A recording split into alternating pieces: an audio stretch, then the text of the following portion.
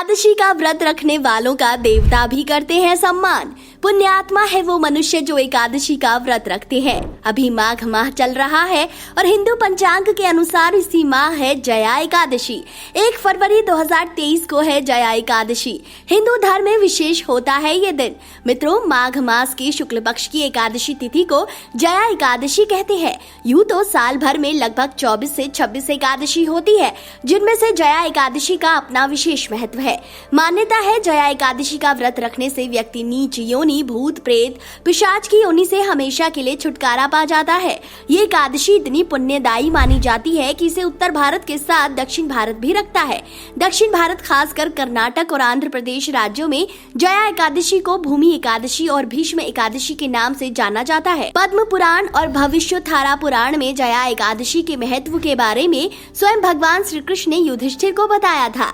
कहा जाता है इस व्रत को रखने से ब्रह्म हत्या जैसे पापों से भी मुक्ति मिल जाती है।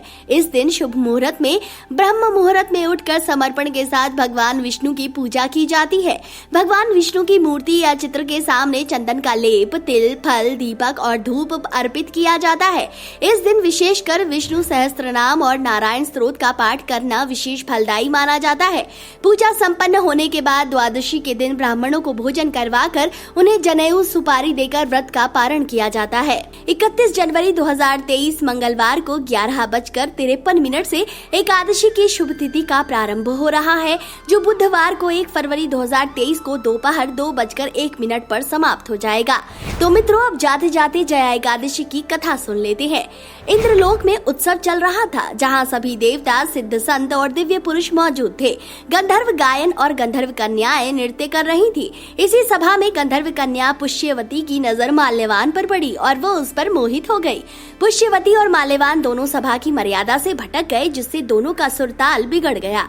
इंद्र को यह सब देखकर बहुत क्रोध आया और उन्होंने दोनों को श्राप दे दिया।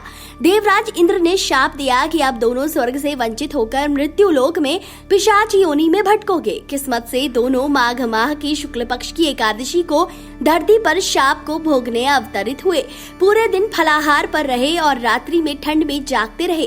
कथा अनुसार ठंड के कारण दोनों भगवान से मुक्ति की कामना करने लगे, लेकिन क्योंकि उस दिन एकादशी थी, इसलिए अनजाने ही दोनों पिशाच योनि से मुक्ति पा गए और अब माल्यवान और पुष्यवती पहले से और भी सुंदर हो गए और स्वर्गलोक पहुँचे।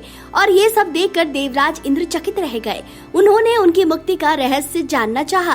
गंधर्व कन्या और माल्यवान ने इंद्र से भगवान विष्णु की जया एकादशी का प्रताप बताया। सब सुनकर इंद्रदेव दोनों को नमन कर बोले, आप दोनों जगदीश्वर के भक्त हैं, इसलिए आप मेरे लिए आदरणीय हैं। तो मित्रों, प्रेम से बोले श्री हरि विष्णु भगवान की जय। आपको आज का वीडियो कैसा लगा कमेंट करके जरूर बताएं। वीडियो अगर पसंद आया है तो इस ज्ञान को अपने तक सीमित न रखें।